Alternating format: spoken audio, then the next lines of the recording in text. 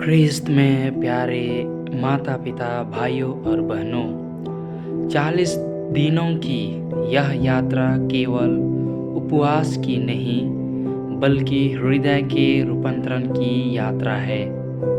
आज का दिन हमें याद दिलाता है कि जैसे शरीर को जीवित रहने के लिए जल चाहिए, वैसा ही हमारी आत्मा को ईश्वर के अनुग्रह की प्यास है।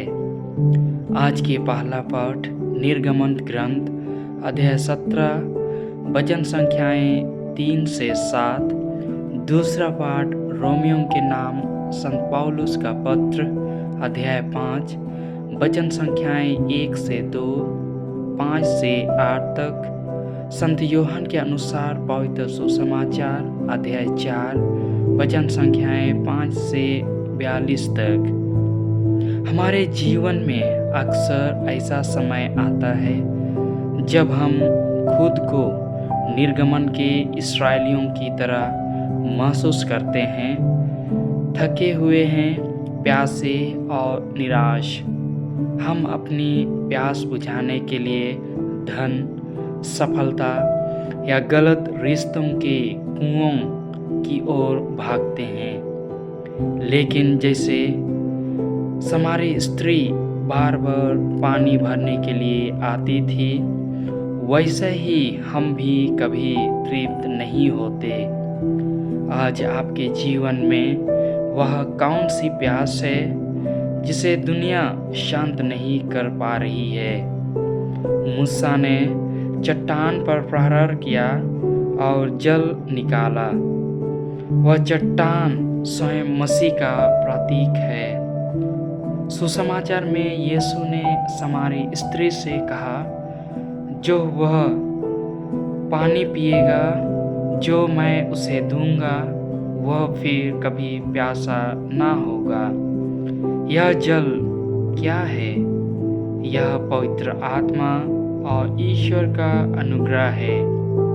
यह जल हमारी अंतरात्मा को धोता है, जैसा कि समारी स्त्री ने अपने पापों को स्वीकार किया।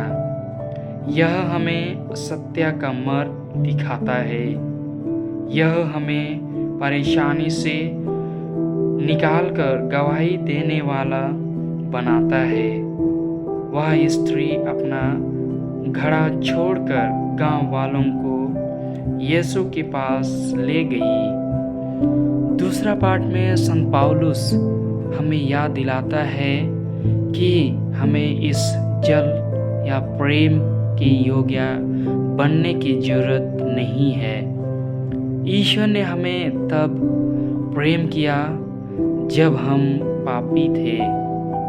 40 का यह तीसरा रविवार हमें यह संदेश देता है कि हमें अपनी कमियों के बावजूद ईश्वर के पास आना चाहिए।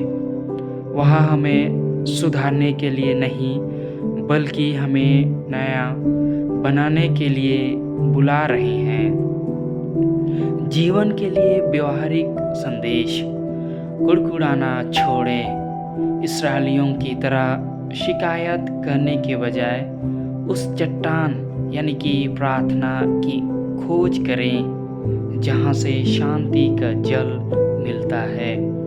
दूसरा है घड़ा छोड़ दें। समारी स्त्री ने अपना पुराना घड़ा, पुरानी आदतें, बोझ छोड़ दिया।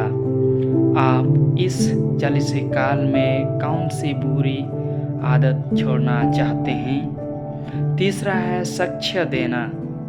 जब आप ईश्वर की शांति महसूस करें तो दूसरों को भी उस कुएं यानी कि मसीह तक ले जाएं। आइए हम प्रभु से प्रार्थना करें कि हमारे हृदयों को अपनी कृपा से भर दे, ताकि हम सांसारिक वस्तुओं के पीछे भागना छोड़कर ईश्वर में विश्राम पाएं। जैसे यीशु ख्रिस्त ने समारी स्त्री को जीवन को बदला, वैसा ही हमें भी नए जीवन प्रदान करे।